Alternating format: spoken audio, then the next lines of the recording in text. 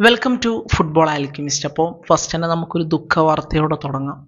Barca versus Osasuna match ഇന്ന് നടക്കേണ്ടതായിരുന്നു 1:30-ക്ക്. പക്ഷേ ആ മാച്ച് മാറ്റിവെക്കുന്ന ഒരു സാഹചര്യമാണ് ഉണ്ടായിട്ടുള്ളത്. കാരണം ബാഴ്സൻ്റെ ഫസ്റ്റ് ടീം ഡോക്ടറായിട്ടുള്ള കാർലസ് മിനാരോ ഗാർഷ്യ എന്ന് പറയുന്ന മനുഷ്യൻ മരണപ്പെട്ടു. ആള് ഫസ്റ്റ് ടീമിൻ്റെ കൂടെ സമയമൊക്കെ ചിലവഴിച്ച് ഭക്ഷണമൊക്കെ കഴിച്ച് ആള് ഉറങ്ങി, ഉറക്കത്തിൽ വെച്ചാണ് മരണപ്പെട്ടത്. അങ്ങനെയാണ് നമുക്ക് കിട്ടുന്ന വാർത്ത എന്ന് പറഞ്ഞു കഴിഞ്ഞാൽ. അത് പ്ലേയേഴ്സിനെ സംബന്ധിച്ചിടത്തോളം, ടോട്ടൽ ടീമിനെ സംബന്ധിച്ചിടത്തോളം, ഫാൻസിനെ സംബന്ധിച്ചിടത്തോളം ഭയങ്കര ഷോക്കിംഗ് ആയിട്ടുള്ളൊരു ന്യൂസാണ്. 40 വയസ്സുള്ള ഒരു മനുഷ്യൻ നോർമൽ പോലെ പോയി കിടന്നു, ആൾ മരണപ്പെട്ടു. അങ്ങനെ അത് കാരണമാണ് ആ ഒരു മാച്ച് മാറ്റിവെച്ചത്. അത് തന്നെയാണ്, ആൾ ക്ലബിനെ സ്നേഹിച്ച മനുഷ്യനാണ്. ക്ലബിന് അയാളോടും ഭയങ്കര സ്നേഹമാണ് ഉണ്ടായിരുന്നത്. ആൾ വിട്ടുപിരിഞ്ഞു. സോ മാച്ച് മാറ്റി വെക്കുക എന്നുള്ളത് ആപ്റ്റ് ആയിട്ടുള്ള ഒരു ഡിസിഷൻ ആയിരുന്നു. So may his soul rest in peace. അപ്പം എന്താ പറയുക, പല സമയത്തും മോർ ദാൻ എ ഗെയിമാണ്. ഇപ്പോൾ ലോകത്തുള്ള ഏതൊരു ഫാനാണെങ്കിൽ പോലും, ഏത് ടീമിൻ്റെ ഫാനാണെങ്കിൽ പോലും ആ ഒരു മരണ വാർത്ത അറിയുമ്പോൾ നമ്മുടെ മനസ്സൊന്ന് പിടയും. കാരണം ഫുട്ബോളുമായിട്ട് ബന്ധപ്പെട്ട ആളുകൾ ഏത് ടീമിൻ്റെ ആണെങ്കിലും, ലോകത്ത് എവിടെ നിൽക്കുന്ന ആളാണെങ്കിലും, അവരോടൊക്കെ നമുക്കൊരു ഇമോഷണൽ കണക്ഷൻ ഉണ്ട്. ആ കണക്ഷൻ ഇങ്ങനത്തെ വാർത്തകൾ കേൾക്കുമ്പോൾ എന്താ പറയുക, ആ കണക്ഷൻ കാരണം നമ്മുടെ മനസ്സിലൊരു വേദന വരും. അതാണ്. അപ്പം may his soul rest in peace. അപ്പോൾ നമുക്ക് വേറെ ടോപ്പിക്കുകളിലേക്ക് കടക്കാം. ലിവർപൂൾ വേഴ്സസ് സത്താംപ്ടൺ മാച്ചിനെ കുറിച്ച് തന്നെ നമുക്ക് ആദ്യം സംസാരിക്കാം. ഈ ഒരു മാച്ചിലേക്ക് വരുന്ന സമയത്ത് ലിവർപൂളിനെ സംബന്ധിച്ചിടത്തോളം വലിയ ചാലഞ്ച് ഒന്നും ഉണ്ടാവുമെന്ന് നമ്മൾ പ്രതീക്ഷിക്കുന്നില്ല. കംഫർട്ടബിളായിട്ട് വിജയിച്ച് കയറുക, അതുതന്നെ ആയിരിക്കണം ലിവർപൂളിൻ്റെ ലക്ഷ്യം എന്ന് പറയുന്നത്. കാരണം നിലവിൽ പ്രീമിയർ ലീഗിൽ ഏറ്റവും മോശം ടീമാണ് സത്താംപ്ടൺ. ഒരു മത്സരം, ആകെ ഒരു 1-2 മത്സരമൊക്കെ ജയിച്ചിട്ടുള്ളൂ. അവരുടെ റെലഗേഷൻ കൺഫേം ചെയ്ത അവസ്ഥയിലാണ് ഉള്ളത്.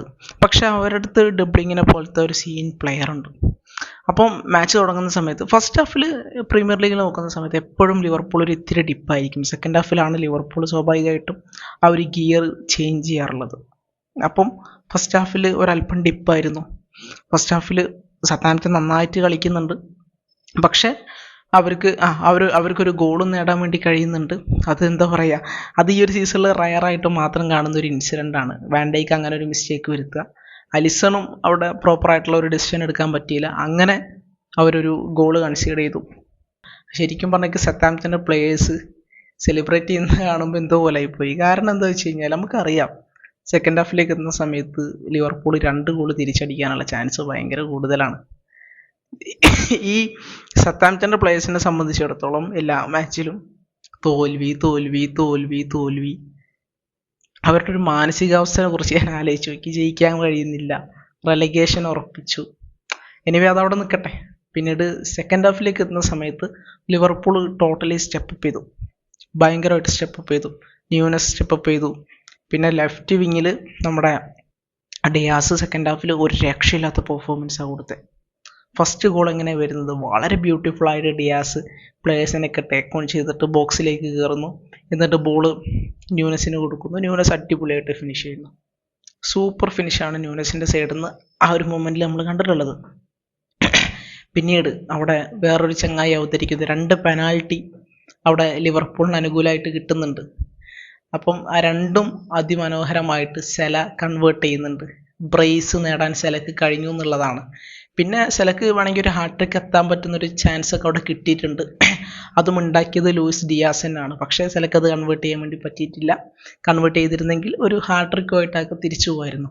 അപ്പോൾ അവിടെ ഏറ്റവും വലിയ അപ്രിസിയേഷൻ നമ്മൾ സെലക്ക് കൊടുക്കേണ്ടതായിട്ടുണ്ട്. കാരണം ആൾ എത്ര റെക്കോർഡുകളാണ് നേടിയെടുക്കുന്നത്. ഈ ഒരു മാച്ചിലേക്ക് നോക്കുന്ന സമയത്ത് ആൾക്ക് എന്തൊക്കെ റെക്കോർഡുകളാണ് കിട്ടിയിരിക്കണമെന്നറിയോ? അദ്ദേഹം പ്രീമിയർ ലീഗ് ചരിത്രത്തിൽ ഏറ്റവും കൂടുതൽ ഗോള് നേടുന്ന ഫോറിൻ താരം എന്ന റെക്കോർഡിനൊപ്പം എത്തിയിട്ടുണ്ട്. ഗീറോൻ്റെ ഒപ്പം എത്തിയിട്ടുണ്ട്.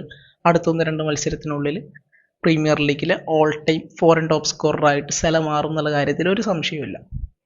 അത് ഒന്നാമത്തെ റെക്കോർഡ്. പിന്നെ ലിവർപൂളിന് വേണ്ടിയിട്ട് ഒരു സീസണിൽ ഏറ്റവും കൂടുതൽ ഗോൾ കോൺട്രിബ്യൂഷൻ നടത്തുന്ന താരമായിട്ട് സെല മാറിയിട്ടുണ്ട്. സെല ഈ ഒരു സീസണിൽ 27 ഗോളും 17 അസിസ്റ്റും കൊടുത്തു കഴിഞ്ഞു. അൺറിയൽ നമ്പേഴ്സാണ് ശരിക്കും അത്. അപ്പം വല്ലാത്ത കോൺട്രിബ്യൂഷനാണ് ഈ ഒരു സീസണിൽ ആൾ നടത്തിക്കൊണ്ടിരിക്കുന്നത്. അങ്ങനെ റെക്കോർഡ് ആഫ്റ്റർ റെക്കോർഡ്സ് ആളിങ്ങനെ തകർത്തുകൊണ്ട് മുന്നോട്ട് പോവാണ്. ആളുടെ തോളിൽ കയറിയിട്ട് ലിവർപൂൾ പ്രീമിയർ ലീഗ് ട്രോഫിയിലേക്ക് ഇങ്ങനെ അടുത്തുകൊണ്ടിരിക്കുകയാണ്. ഈ ഒരു പ്രായത്തിലാണ് സല തൻ്റെ പീക്കിലേക്ക് എത്തുന്നത്. സലൻ്റെ പീക്ക് എന്ന് കരുതിയ പല സമയങ്ങളും നമ്മൾ കണ്ടിട്ടുണ്ടെങ്കിൽ പോലും ഇതാണ് എക്സ്ട്രീം പീക്ക്. സോ ഒരു രക്ഷയില്ലാത്ത ക്യാമ്പയിനാണ് അവരെ സംബന്ധിച്ചിടത്തോളം മുന്നോട്ട് പോയിക്കൊണ്ടിരിക്കുന്നത്. പ്രീമിയർ ലീഗ് ട്രോഫി അവർ ഉറപ്പിച്ചിട്ടുണ്ട്, അവർക്കൊരു എതിരാളികളും ഇല്ല. സോ അവർ കംഫർട്ടബിൾ ആയിട്ട് സെക്കൻഡ് ഹാഫിൽ സത്താംപ്ടണെതിരെ ജയിച്ചു കയറി എന്ന് പറയാം. സത്താംപ്ടൻ്റെ സൈഡിൽ നിന്ന് എടുത്തു പറയേണ്ടതായിട്ടുള്ള ടൈലർ ഡെബ്ലിംഗ് ആണ്. ഡെബ്ലിംഗ് ഇന്നലെ ഫസ്റ്റ് ഹാഫിലൊക്കെ അന്യായ കളിയൊക്കെയാണ് അവിടെ കാഴ്ചവെച്ചിട്ടുണ്ടായിരുന്നത്.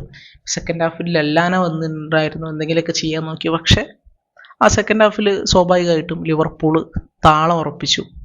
എല്ലാ പ്ലെയേഴ്സും കൃത്യമായിട്ട് സ്റ്റെപ്പപ്പ് ചെയ്ത് നല്ല രീതിക്ക് തന്നെ പെർഫോം ചെയ്തു എന്ന് പറയാം. ഫസ്റ്റ് ഹാഫിൽ മോശമായിരുന്നു, സെക്കൻഡ് ഹാഫിൽ അവർ സ്റ്റെപ്പപ്പ് ചെയ്തു. പിന്നെ അടുത്ത Man City versus Nottingham Forest മാച്ചിലേക്ക് വരുന്ന സമയത്ത് അവർ 11ലേക്ക് നോക്കുന്ന സമയത്ത് ഫൈനൽ തേർഡിലുള്ളത് ഡോക്കും ഹാലൻഡും സാവിഞ്ഞോ. മിഡിലേക്ക് വരുന്ന സമയത്ത് അവിടെ നിക്കോ ഉണ്ട്, അതുപോലെ ബെർണാഡോ സിൽവ ഉണ്ട്, ഫിൽ ഫോഡൻ ഉണ്ട്. അവിടെ എന്തുകൊണ്ട് ഫൈനൽ തേർഡിൽ ഈ ചങ്ങായിനെ സ്റ്റാർട്ട് ചെയ്തില്ല, മർമൂഷിനെ സ്റ്റാർട്ട് ചെയ്തില്ല? നോട്ടിംഗ്ഹാമിനെ പോലത്തെ ഒരു ടീമിനെതിരെ കളിക്കുന്ന സമയത്ത് എനിക്ക് തോന്നുന്നു മർമൂഷിനെ പോലത്തെ ഒരു പ്ലെയർ അവിടെ ആവശ്യമാണ്. ഇപ്പോൾ നമ്മൾ ടീമിലേക്ക് നോക്കുന്ന സമയത്ത് ആ ഒരു 11ലേക്ക് നോക്കിക്കേ, ആരാ ക്രിയേറ്റീവ് ഉള്ളത്? ബെർണാഡോ സിൽവൊക്കെ ടയേർഡായി മനുഷ്യൻ ചാവാനായിട്ടുണ്ട്. ഐ മീൻ ഭയങ്കരമായിട്ട് ടയേർഡായിട്ടുണ്ട്. ആളെ കൊണ്ടൊന്നും ഇപ്പോൾ ഒന്നും കൂട്ടിയാൽ കൂടുന്നില്ല. ആൾ അത്രയും ടയേർഡായിട്ടുണ്ട്. ആയ സമയത്ത് പെപ്പ് ആളെ നല്ല രീതിക്ക് യൂസ് ചെയ്തിട്ടുണ്ട്. പക്ഷേ ആൾക്ക് ആ ഒരു പഴയ കേപ്പബിലിറ്റി ഇപ്പോൾ ഉണ്ടെന്ന് തോന്നുന്നില്ല. ഇനിയിപ്പം അവിടെ എന്താ പറയുക, ഫൈനൽ തേർഡിലേക്ക് നമ്മുടെ മർമൂഷ് വന്നിട്ടുണ്ടായിരുന്നില്ലെങ്കിൽ, അല്ലെങ്കിൽ മിഡിൽ അവിടെ ഡിബ്രൂയിനെ കൊണ്ടുവരണമായിരുന്നു. ഡിബ്രൂയിനെയും ഉണ്ടായിരുന്നില്ല. സോ അത് പേഴ്സണലി എനിക്കൊരു പ്രശ്നമായിട്ട് തോന്നി. അവർ രണ്ടിലൊരാളൊക്കെ സ്റ്റാർട്ട് ചെയ്യിക്കായിരുന്നു. ഇപ്പോൾ നമ്മൾ ഡോക്കൊക്കെ ഉണ്ടെന്ന് പറയാമെങ്കിൽ പോലും ഡോക്ക് ടേക്ക് ഓൺ ചെയ്യും. പക്ഷേ ഡോക്ക് എടുക്കുന്ന ഡിസിഷൻസ് ഭയങ്കര മോശമായിരിക്കും. സാവിഞ്ഞോ എടുക്കുന്ന ഡിസിഷൻസ് ഭയങ്കര മോശമായിരിക്കും. അപ്പം എൻ്റെ ഒപ്പീനിയനിൽ അവിടെ ശരിക്കും മർമൂഷ് വേണമായിരുന്നു എന്നാണ്, സ്റ്റാർട്ടറായിട്ട് തന്നെ മർമൂഷ് വേണമായിരുന്നു എന്നാണ് പേഴ്സണലി എൻ്റെ ഒരു ഒപ്പീനിയൻ. പിന്നെ മിഡ്ഫീൽഡിലേക്ക് നോക്കുന്ന സമയത്ത് അവർക്ക് ലെഗ്സ് ഇല്ല. ഡിഫൻസിലേക്ക് നോക്കുന്ന സമയത്തും അവർക്ക് പ്രശ്നങ്ങളുണ്ട്. അങ്ങനെ ഒരു വിഷയം ഗോളാണ് നോട്ടിംഗ്ഹാം അടിച്ചത്. നോട്ടിംഗ്ഹാം അടിച്ച ഗോൾ എങ്ങനെയെന്ന് വെച്ച് കഴിഞ്ഞാൽ, ഒരു ബ്യൂട്ടിഫുൾ ആയിട്ടുള്ള ബോള് ഗിബ്സ് വൈറ്റിൻ്റെ അടുത്ത് നിന്ന് ഹഡ്സൺ അഡോയിലേക്ക് പോവാണ്. അഡോയി അത് ഫിനിഷ് ചെയ്തു. അത് ഒരു സൂപ്പർ ഫിനിഷ് ആയിരുന്നു കേട്ടോ. ആ ഫിനിഷ് വേണമെങ്കിൽ എഡേഴ്സണ് സേവ് ചെയ്യായിരുന്നു, പക്ഷേ എഡേഴ്സണ് സേവ് ചെയ്യാൻ കഴിഞ്ഞില്ല. സോ എഡേഴ്സൻ്റെ കാര്യം കഷ്ടത്തിലാണ്. അടിപൊളിയായിട്ട് ആളത് ഷോട്ട് എടുത്തു, അത് പോസ്റ്റിലേക്ക് കയറി. സോ ന്യൂനോൻ്റെ ഫോറസ്റ്റ് ഞങ്ങൾ ചാമ്പ്യൻസ് ലീഗ് ഫുട്ബോൾ കളിക്കും എന്നുള്ളൊരൊറ്റ മൈൻഡിലാണ് അവിടെ നിൽക്കുന്നത്. അപ്പം ഈ ഒരു മാച്ച് ഭയങ്കര ക്രൂഷ്യലായിട്ടുള്ള മാച്ചായിരുന്നു. കാരണം രണ്ട് ടീമും ടോപ്പ് 4 വേണ്ടിയിട്ട് ഭയങ്കരമായിട്ട് പുഷ് ചെയ്യുന്ന രണ്ട് ടീമുകളാണ്. അപ്പം ഇതിന് മുന്നത്തെ ഒരു 2-3 മാച്ചൊക്കെ നോക്കുന്ന സമയത്ത് നോട്ടിംഗ്ഹാം ഇത്തിരി ഡിപ്പായിരുന്നു. അവർ ഗോൾസ് കൺസീഡ് ചെയ്യുന്നുണ്ട്, തോക്കുന്നുണ്ട്, ഇതൊക്കെ സംഭവിച്ചിട്ടുണ്ട്. പക്ഷേ now they are back on track. Man സിറ്റിക്കെതിരെ കോൺഫിഡൻസ് നൽകുന്നൊരു വിജയം, നല്ല ഡിഫെൻസീവ് വർക്ക്. ഈ ന്യൂനോൻ്റെ ടീം ഓഫ് ദ ബോൾ എടുക്കുന്ന പണി എന്ന് പറഞ്ഞാൽ ഭീകര പണിയാണ്, അടിപൊളി പണിയാണ്. അവരുടെ പ്രസ്സിംഗ് ഒക്കെ ഭയങ്കര പ്രസ്സിംഗ് ആണ്. ആൻഡ് ട്രാൻസിഷൻ അവർ കില്ലേഴ്സാണ്.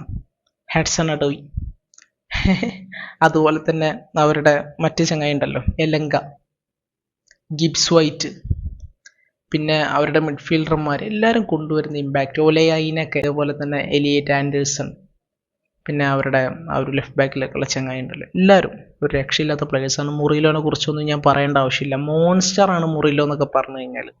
മോൺസ്റ്റർ ക്ലാസ് പെർഫോമൻസുകളാണ് പല മാച്ചിലും ആൾ ഡെലിവർ ചെയ്യാറുള്ളത്. പിന്നെ സെൽസ് ഗോൾ പോസ്റ്റിന് മുമ്പിൽ കോൺഫിഡൻ്റ് ആണ്, ഒരു പ്രശ്നവുമില്ല, ആൾ സൂപ്പറായിട്ട് അവിടെ നിൽക്കുന്നുണ്ട്. അങ്ങനെ another master class from Nottingham forest എന്നൊക്കെ പറയാം. അവർ വളരെ വൃത്തിക്ക് ഡിഫെൻഡ് ചെയ്തു. ട്രാൻസിഷനിൽ കൃത്യമായിട്ട് അവർ സിറ്റിനെ തടഞ്ഞു നിർത്തി. ട്രാൻസിഷനിൽ കത്തിക്കയറേണ്ട സമയത്ത് കൃത്യമായിട്ട് നോട്ടിംഗ്ഹാം കത്തിക്കയറി. അവസരം കിട്ടുന്ന സമയത്ത് അവർ ഗോൾ അടിച്ചു. അതാണല്ലോ നോട്ടിംഗ്ഹാമിൻ്റെ കാര്യം. അവരെ സംബന്ധിച്ചിടത്തോളം ഗോൾ അടിക്കാതെ നിൽക്കുക, ട്രാൻസിഷൻ പ്ലേ എഫക്റ്റീവായിട്ട് കട്ട് ചെയ്യുക, കിട്ടുന്ന ചാൻസിൽ ക്ലിനിക്കലായിട്ടൊരു ഗോൾ അടിച്ചിട്ട് ആ പോയിന്റ് വാങ്ങിയിട്ട് പോവാം. അതാണ് അത്. അവർ ആ ഒരു മാച്ചിലും വൃത്തിക്ക് ചെയ്തിട്ടുണ്ട് എന്ന് പറയാം. അപ്പം അത് രണ്ടാണ് പ്രധാനമായിട്ടും ചർച്ച ചെയ്യാനുണ്ടായിരുന്ന 2 മാച്ചുകൾ. അപ്പോൾ ന്യൂനോ എസ്പിരിറ്റോ സാന്റോ എന്ന് പറയുന്ന മാനേജർക്ക് നമ്മൾ ക്രെഡിറ്റ് കൊടുക്കണം. കാരണം അദ്ദേഹത്തിൻ്റെ ടീമിൽ നോക്കുന്ന സമയത്ത് ഒരുപാട് ബിഗ് ക്ലബ്സ് റിജക്റ്റ് ചെയ്ത പ്ലേയേഴ്സ് ഉണ്ട്. അവരൊക്കെ വെച്ചിട്ട് ആളുണ്ടാക്കുന്ന ഇമ്പാക്റ്റ് സിറ്റിയും ചെൽസിയും മാഞ്ചസ്റ്റർ യുണൈറ്റഡും ഒക്കെ താഴെ കിടക്കുന്ന സമയത്ത്, സ്പേഴ്സ് താഴെ കിടക്കുന്ന സമയത്ത്, ഇവൻ ആസ്റ്റൺ വില്ല പോലും 10ാം സ്ഥാനത്താണ് കിടക്കുന്നത്. അങ്ങനത്തെ സമയത്ത് ന്യൂനോ എസ്പിരിറ്റോ സാൻഡോ തൻ്റെ പ്ലെയേഴ്സിനെ വെച്ചിട്ട് പ്രീമിയർ ലീഗിൽ ഇങ്ങനെ മേലോട്ട് പറന്നുകൊണ്ടിരിക്കുകയാണ്. പറക്കുക എന്ന് പറഞ്ഞു കഴിഞ്ഞാൽ ശരിക്കും പറന്നുകൊണ്ടിരിക്കുകയാണ്. അൺബിലീവബിൾ അച്ചീവ്മെൻറ്റ്സ് ആണ് അവരിപ്പോൾ നിലവിൽ നേടിക്കൊണ്ടിരിക്കുന്നത്. സോ എന്തായാലും ടോപ്പ് 4 റേസ് കനക്കും. അവിടെ ത്രില്ലിനുള്ള വകുപ്പ് ഉണ്ടാവും എന്നുള്ള കാര്യത്തിൽ സംശയമില്ല. ബോൺമൗത്തിന് ടോപ്പ് 4 വേണം, ബ്രൈറ്റന് ടോപ്പ് 4 വേണം, സിറ്റിക്ക് ടോപ്പ് 4 വേണം, ചെൽസിക്ക് ടോപ്പ് 4 വേണം, ഫുൾഹാമിന് ടോപ്പ് 4 വേണം. ആർക്കാ ടോപ്പ് 4 വേണ്ടാത്ത? എല്ലാവർക്കും ടോപ്പ് 4 വേണം. പക്ഷേ എനിക്ക് തോന്നുന്നു എന്തായാലും നോട്ടിംഗ്ഹാം ടോപ്പ് 4 അടിക്കും. 3ാം സ്ഥാനത്ത് ഫിനിഷ് ചെയ്തിട്ട് നോട്ടിംഗ്ഹാം എന്തായാലും ടോപ്പ് 4 അടിക്കുന്നതാണ് പേഴ്സണലി എൻ്റെ മനസ്സ് പറയുന്നത്. എനിവേ, മാച്ചുകളെ കുറിച്ച് നിങ്ങളുടെ ഒപ്പീനിയൻസും കാര്യങ്ങളൊക്കെ എന്തായാലും കമൻറ്റ് സെക്ഷനിൽ പറയാം. അതേസമയം ഇന്റർ മിലാന് മോൻസക്കെതിരെ 3-2 ഒരു അൺബിലീവബിൾ കംബാക്ക് കാര്യങ്ങളൊക്കെ നടത്തിയിട്ടുണ്ട്. ഞാൻ മാച്ച് കണ്ടിട്ടില്ല, അതാണ് പിന്നെ സംസാരിക്കാത്തത്. പിന്നെ ഹൈലൈറ്റ്സ് നോക്കുന്ന സമയത്ത് 2 മിനിറ്റിൻ്റെ 3 മിനിറ്റിൻ്റെ ഹൈലൈറ്റ്സ് ഒക്കെ ഉള്ളത്. അപ്പോൾ അത് കണ്ട് സംസാരിക്കുന്നതിൽ ഒരിക്കലും അർത്ഥമില്ല. എനിവേ, അവർ നല്ലൊരു കംബാക്ക് കാര്യങ്ങളൊക്കെ അവിടെ പുൾ ഓഫ് ചെയ്തിട്ടുണ്ട്. ഇനിയിപ്പം ബാഴ്സനെ സംബന്ധിച്ചിടത്തോളം വരാനുള്ള മാച്ച് UCL മാച്ചാണ്. അപ്പോൾ അതൊക്കെ എന്താവെന്ന് കണ്ടറിയണം. പ്രിവ്യൂ വീഡിയോസ് നാളെ മറ്റന്നാളൊക്കെ ആയിട്ട് വരും. ഓക്കെ, അപ്പം ഇത്രയും കാര്യങ്ങളൊക്കെ തന്നെയാണ് പറയാനുള്ളത്. നിങ്ങളുടെ ഒപ്പീനിയൻസ് എന്തായാലും കമൻറ്റ് സെക്ഷനിൽ പറയാം. മറ്റൊരു വീഡിയോ ആയിട്ട് വീണ്ടും കാണാം. Thank you.